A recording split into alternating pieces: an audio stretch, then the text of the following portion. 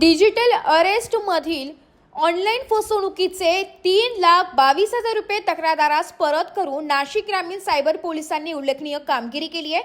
तक्रारदार श्री सूरज भाऊसाहेब काळे राहणार लासलगाव जिल्हा नाशिक यांना आरोपींनी संपर्क करून फेडेक्स ब्रांच जिल्हा अंधेरी येथून बोलत आहे असं सांगून तुमच्या नावे एक पार्सल प्राप्त झाले असून त्यामध्ये बेकायदेशीर सामान पाठवण्यात आलं असून त्यात 4 इराणी पासपोर्ट व 1 ड्रग्स आणले असे सांगून तक्रारदार यांना स्काइप व ॲप्लिकेशनद्वारे स्टेटमेंट व व्हेरिफिकेशनसाठी पोलीस गणवेशात व्हिडिओ कॉल केला असता व डिजिटल अरेस्टची धमकी देऊन तक्रारदार यांच्या बँक खात्याची गोपनीय माहिती प्राप्त करून त्यांच्या बँक खात्यावरून 10 लाख रुपये पर्सनल लोन मंजूर करून ते पुढे आरोपींना RTGS द्वारे त्यांच्या बँक खात्यात वळून तक्रारदार यांची फसवणूक केली होती।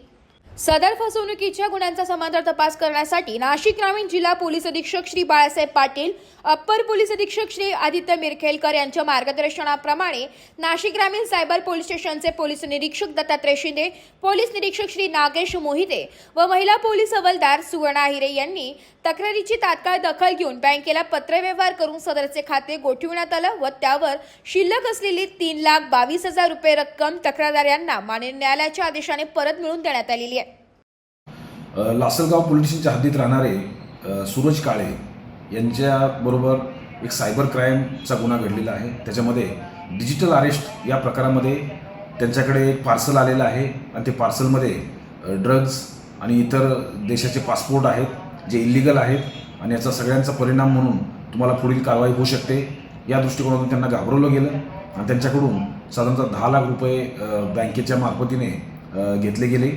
याच्या बाबतीमध्ये तक्रार आल्यानंतर सायबर सेलचे श्री शिंदे आणि सायबर सेलच्या अधिकाऱ्यांनी तात्काळ बँकेला कळवून त्यांचे जे पैसे होते ते फ्रीज करण्यामध्ये मदत झाली आणि त्यांना त्यातले पैसे रिकवर करण्यासाठी मदत करण्यात आली।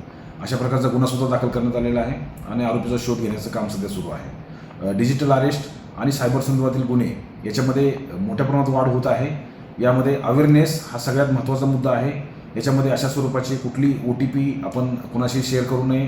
बँकेतून कुठलेही कॉल ज्याच्यामध्ये OTP मागितला जातो किंवा इतर कुठलेही संशयास्पद पैसे ट्रान्सफर करण्यासंदर्भातील कोणतेही आदेश हे बँकेमार्फतीने फोनच्याद्वारे दिले जात नाहीत।